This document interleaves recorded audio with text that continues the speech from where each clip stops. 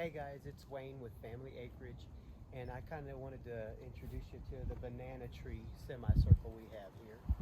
We used to have banana trees on the other side of the house, but they got watered a lot there. The chickens were right in that area, but then we decided to move the chickens away and to further back away from the house, and the trees died because we didn't water them every day. These things take a lot of water.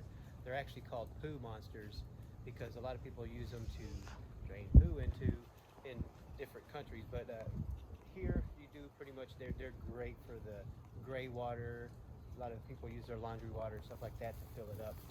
And so what Hillary and I did was, in order to get this built here like this for them to come, is we started there. You can see this gray line here. This is where our laundry water comes in, and Hillary stood up here with a bunyip level. It's called a bunyip level. And she held it there, and pretty much all it is like a big water level. And I was over there on this side, and we kind of figured out where level was. And you can see kind of the tree kind of takes a curve around the contour here. And what I did is I dug a ditch there, which you can't really see anymore, but that is pretty deep if you stepped inside there. And Hillary and then I dug this up to here, and I filled up that dirt right there. So this is nice and deep. The hole for the laundry comes out right here, and what it does, it fills this up. It doesn't back up into it. We made sure that, and it waters these trees. It kind of infiltrates from underneath, and those roots just go down there, and they love it. And we also, what we did, we dug that back, and then we threw a bunch of that compost on here. The compost from the human toilet, or the sawdust toilet. It'd been sitting out for like 2 years, and so we stuck it on top of here, and then we threw mulch on top of that, and then we planted these trees into it. We did that about November last year, so they were maybe December, and so they were in the ground about 4 months before that Texas freeze happened. Was it March, April is when it happened? And we thought we had lost these things. They died completely out. Hillary came out and she cut them all probably about that high, 6 inches, a foot off, 6 inches off the ground, each one of these. And actually, this is the original one. This one's the original one. Look how big around there. This one here and this one here. And there was one of them actually died. So 4 of them lived. The 5th one died. 4 lived, 5th one died. And then whenever summer came around or spring came around, they just took off.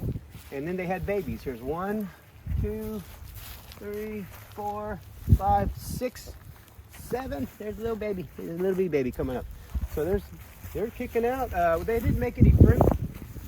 I've actually seen a video where a guy says if they make fruit, they are never going to reproduce again. So, and since we're talking about throwing compost on here, and we're talking about that compost toilet, one thing that we did learn is it's great to have a compost toilet, because during that freeze, that Texas freeze we had, everybody else was melting snow and all that kind of stuff, and just to flush their toilet. We have a compost toilet in our barn. I simply picked it up, brought it inside, and Hillary and I and the kids got to use it instead of having to worry about wasting good drinking water and to flush down the commode. So during a time of severe inconvenience, when everybody else was inconvenienced, we were quite convenient to have a sawdust toilet.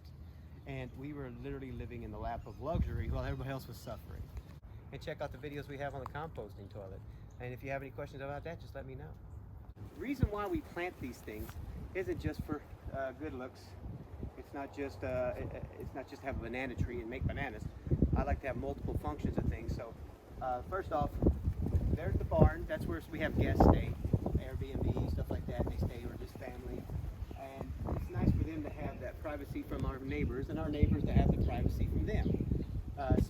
But that's one of the main reasons we planted it. And then also they help clean the ground, clean the gray water, and help clean water kind of go out towards these plants over here. And also, we've heard that they kill fleas, or they stop fleas from being hatched. It's a fungal kind of thing, it's supposedly. And also, you can use them. These leaves here, chickens love them. Every time we throw them in there, chickens just destroy the leaves. So we can use them as, we can coppice these things off, or just trim the leaves and use them as tree hay to feed the chickens. So there's multiple purposes for this thing. Of course, there's lots of life going through this too. You come out here, you'll see lizards running around, birds jumping on and off the leaves. And I I came out the other day and saw a cat out here, and it was hunting mice and stuff like here because we have plenty of feed out here for animals that come out. So Hillary and I are planning on doing more of these swales throughout the area, even in the front yard, to plant more trees and get that going. Of course, watch other videos for all that kind of stuff. If you want to see more videos about this, just subscribe to our link.